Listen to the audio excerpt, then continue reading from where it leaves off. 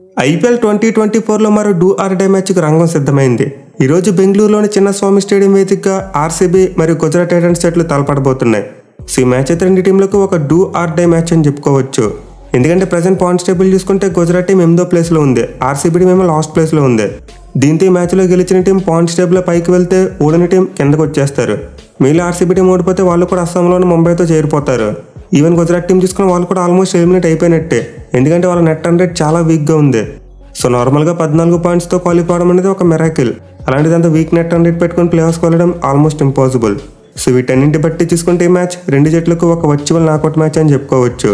Special RCB వాళ్ళు గెలిస్తే వాళ్ళు లాస్ట్ ప్లేస్ పోతుంది, 8వ స్థానానికి ఎగబాగుతారు. ఇంకా గట్టిగా గెలిస్తే పంజాబ్ కింగ్స్ని కూడా కిందకి నెట్టే ఛాన్సెస్ ఉంటాయి. పైగా లాస్ట్ మ్యాచ్లోనే వాళ్ళు గుజరాత్ టీంని భారీ తేడాతో ఓడించారు కాబట్టి ఖచ్చితంగా ఈ మ్యాచ్లో ఆర్సీబీ టీం ఫేవరెట్స్గా ఉంటారు. బట్ అయిన వాళ్ళని చెప్పి జీటీ టీం అస్సలు తక్కువ అంచనా వేయకూడదు. వాళ్ళు లాస్ట్ ఇదే గ్రౌండ్లో ఆర్సీబీ టీం ఓడించారు. ఇన్ఫాక్ట్ ఓవరాల్గా రెండు జట్ల మధ్య హెడ్ స్టాట్స్ చూసుకున్న చాలా వరకు నెక్ టు నెక్ ఉన్నాయి.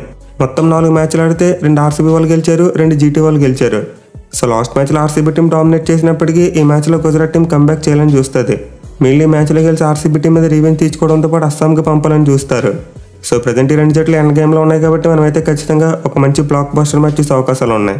ఇక మ్యాచ్ ఆడిపోయి చిన్నస్వామి స్టేడియం విషయానికి వస్తే ఒక లాంగ్ బ్రేక్ వచ్చింది. ఎప్పుడో 20 డేస్ బ్యాక్ ఎస్ఆర్హెచ్ మీద ఆర్సీబీ జట్ల మధ్య ఒక మ్యాచ్ జరిగింది. అండ్ ఆ మ్యాచ్ తర్వాత ఈ రోజే మళ్ళీ చిన్నస్వామి స్టేడియం వేదికగా మ్యాచ్ ఆడబోతున్నారు.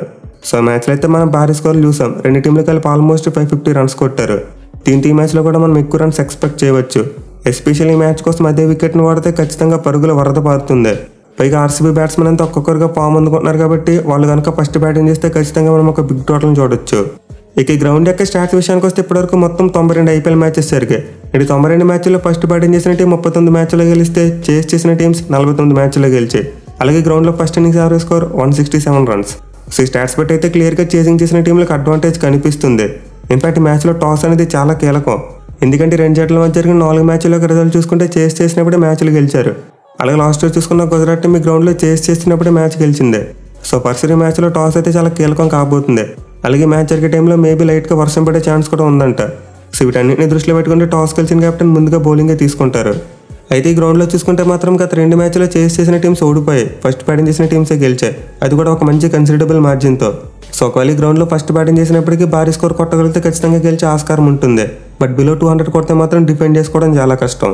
ఇక గ్రౌండ్లో అయితే ఆర్సీబీ టీంకి అంత మంచి రికార్డు లేదు. ఓవరాల్గా చూసుకుని ఎక్కువ మ్యాచ్లు ఓడిపోయారు. అలాగే సంవత్సరం చూసుకుని 4 ఆడితే 3 ఓడిపోయారు. సో ఇప్పుడు ఈ సీజన్లో స్టార్టింగ్ మ్యాచ్లు పీబీకేస్ ఓడించారు అంతే. ఆ తర్వాత ఆర్సీబీ టీం ఈ గ్రౌండ్లో ఒక్క మ్యాచ్ కూడా గెలవలేదు. దీంతో ఖచ్చితంగా గుజరాత్ టీం ఈ మ్యాచ్లో ఆర్సీబీ టీంని డామినేట్ చేయాలని చూస్తుంది.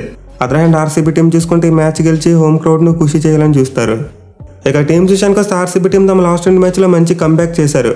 ఈ సీజన్లో ప్లే ఆఫ్ అవకాశాలు ఇంకా ఆల్మోస్ట్ లేవనుకున్న టైంలో 2 మ్యాచ్లు గెలిచి మళ్ళీ తమ ప్లే ఆఫ్ అవకాశాలకు కాస్త ఊపిరి పోసుకున్నారు. సో ఇప్పుడు ఆర్సీబీ టీం కనుక 14 పాయింట్లు సాధించి మిగతా టీమ్స్ యొక్క ఫలితాలు వాళ్ళకి అనుకూలంగా వస్తే ప్లే ఆఫ్స్కి వెళ్ళే ఛాన్స్ ఉంటుంది. మరి ముఖ్యంగా నేను కేకేఆర్ టీం గెలవడం వల్ల వాళ్ళకి ఎంఐ నుంచి కాంపిటీషన్ పోయింది. అలాగే రోజు మ్యాచ్లో వాళ్ళు జీటీ ఓడిస్తే వాళ్ళ దగ్గర నుండి కూడా కాంపిటీషన్ పోతుంది. ఏమైనా తర్వాత వాళ్ళకి పంజాబ్ కింగ్స్ మరియు ఢిల్లీ క్యాపిటల్స్తో కూడా మ్యాచ్లు ఉన్నాయి. వాటిలో కూడా గెలిస్తే ఆ 2 టీమ్స్ని వెనక్కి నెట్టినట్టు అవుతుంది.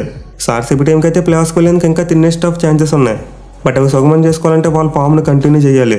ఇన్ఫాక్ట్ వాళ్ళు తమ లాస్ట్ 2 మ్యాచ్లో గెలిచారు కాబట్టి ఆ ప్లే ఆఫ్ అవకాశాలు ఇంకా చిగురించాయి. లేకుంటే వాళ్ళు ఎప్పుడు అస్సాంకి వెళ్ళిపోయి ఉండేవారు. సో బ్యాటింగ్ పరంగా చూసుకుంటే ఆర్సీబీ టీం లాస్ట్ మ్యాచ్లో the best possible playing eleven తీసుకొచ్చారు. వాళ్ళు 4 ఫారెన్ ప్లేయర్స్ను బ్యాటింగ్ స్ట్రెంత్లోనే పెట్టుకున్నారు. సో దీనివల్ల అయితే టీంకి చాలా బ్యాటింగ్ డెప్త్ దొరికింది.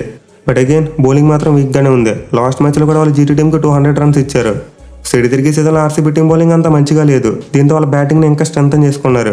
వాళ్ళకి స్వప్నిల్ సింగ్ లాంటి ఒక ఇండియన్ బౌలర్ దొరకడంతో ఫారెన్ బౌలర్ని ఆడించుకోకపోయినా పెద్దగా నష్టం జరగట్లేదు. ఇన్ఫాక్ట్ ఆడించుకున్నప్పుడు ఎక్కువ నష్టం జరిగింది. సో ఈ మ్యాచ్లో అయితే ఆర్సీబీ టీం మోస్ట్ లైక్లీ ఎలాంటి మార్పులు చేయదు. వాళ్ళు లాస్ట్ మ్యాచ్లో ఎలాంటి ప్లేయింగ్ లెవెన్తో వచ్చారు, ఈ మ్యాచ్లో కూడా సేమ్ ప్లేయింగ్ లెవెన్తో వస్తారు. బట్ మేబీ చేస్తే ఇంపాక్ట్ ప్లేయర్ విషయంలో మార్పు చేయొచ్చు.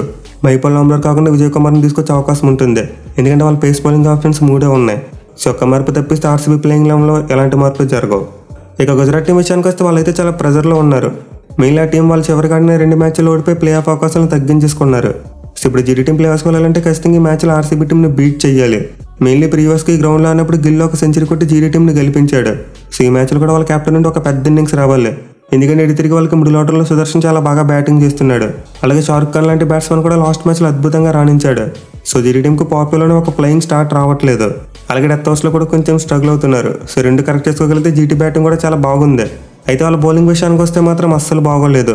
ఈవెన్ మోహిత్ శర్మ మరియు రషీద్ ఖాన్ లాంటి పెద్ద పెద్ద బౌలర్స్ కూడా లాస్ట్ మ్యాచ్లో ఎక్కువ రన్స్ ఇచ్చారు.